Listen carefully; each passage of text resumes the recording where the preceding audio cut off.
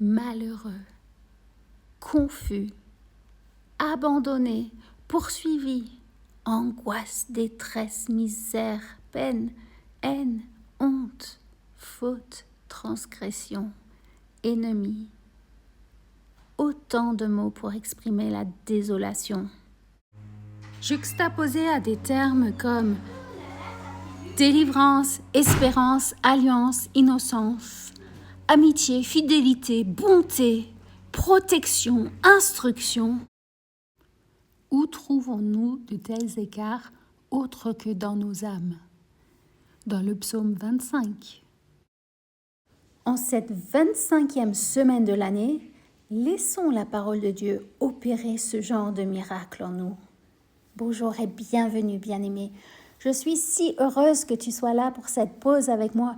Nous allons marcher ensemble encore un peu plus proche de Jésus-Christ. En même temps que vous regardez cette vidéo, prenons le temps pour être humain. Respirons.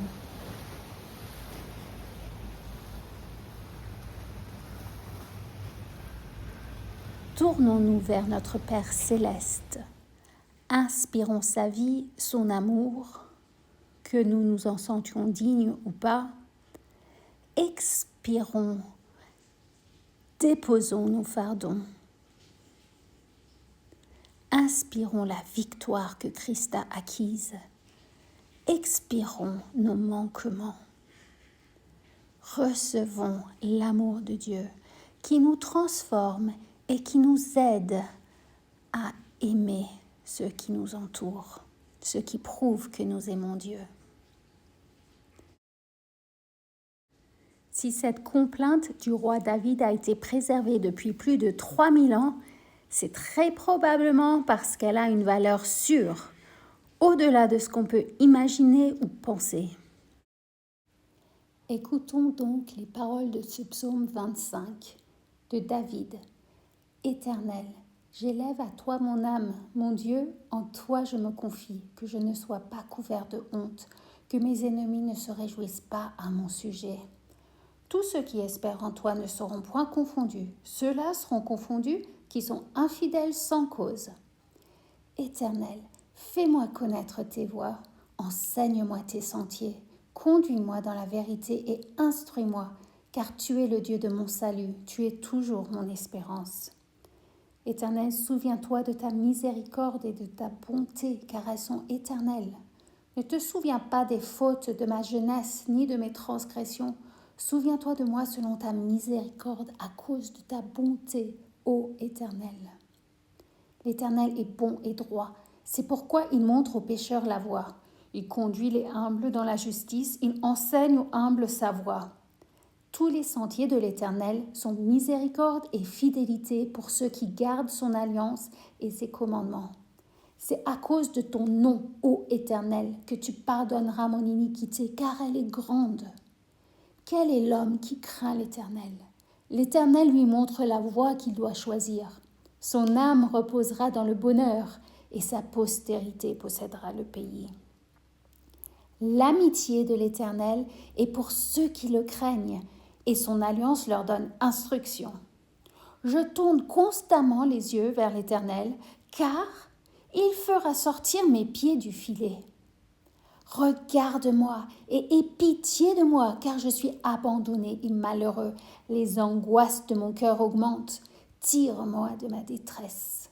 Vois ma misère et ma peine, et pardonne tous mes péchés. Vois combien mes ennemis sont nombreux, et de quelle haine violente ils me poursuivent. Garde mon âme et sauve-moi, que je ne sois pas confus quand je cherche auprès de toi mon refuge.